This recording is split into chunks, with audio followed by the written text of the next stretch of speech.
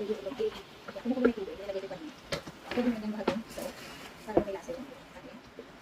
Yan. So, ito, habang nagpapakulo tayo, habang pinakukuluan natin yung kanin sa konting tubig, tingnan natin yung ating ingredients. Sa ating pakbet, of course, may talong ni udong, may ipatatlong okra, pero lagyan pa natin okra na galing sa Walmart. Tapos, kailangan siling haba. Siling haba, hindi maikli. Haba, okay? At kailangan natin ito ng squash o we need squash. Sabi ng asawa ko, itisin ko daw. We need squash, okra, eggplant, green beans from our garden, of course, and bitter melon from our garden, of course. At ang hiwagang, ano tawag dito, sibuyas ni Ate Joy at ni Lynn, at ang ating kamatis galing sa ating garden, galing sa Encantadia. Ayan ang kailangan natin. So, ayan, of course, salt and pepper. At ang napakadami ko alamang, tingnan nyo ang dalawa ko. Kasi nakaubusan ng alamang last year. Kaya nung umuwi ako sa Pilipinas, siniguran ko marami akong kunin para nauubusan ng stock dahil nag-cater tayo mga madam. Kaya ayan, nagdami. So, ayan. May bawang din tayo galing sa Costco. Ayan. Inuubos ko lang po kasi bidot kalga siya tayo. So, ayan ang mga kombinasyon. At inaano na natin ito, sinisimulan na natin. Pinapakulang ko ng konti yung baboy sa tubig. So, lagyan ko na siya ng konting kasi parang may lasa. Although konti lang dapat kasi nilagyan ko naman. Okay? Pwede nyo din nilagyan na ako sa pagdagdag nyo yung tawag. Kaya lang, alam mo, makakulot si kumain. So, ayan. Habang natutuyo-tuyo na, pwede na natin lagyan mantika.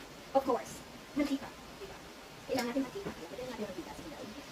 Simutin natin. Alam mo naman, hindi tayo kailangan. Sisimot lahat. Simot, sarap. Kung sila nilito pa, kasi sa most buti. Makagdaga pa yung talong. Kaya dito sa talong yun. Siling garlic. Mahaba. Siling haba natin. Ang ganda ng sariwang sariwaan niya ko lang yan. Sinado.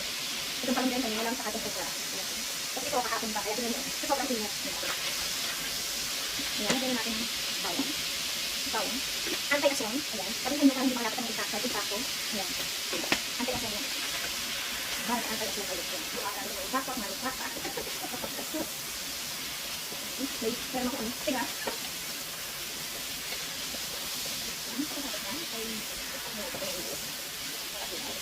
Kasi naman natin ito yan.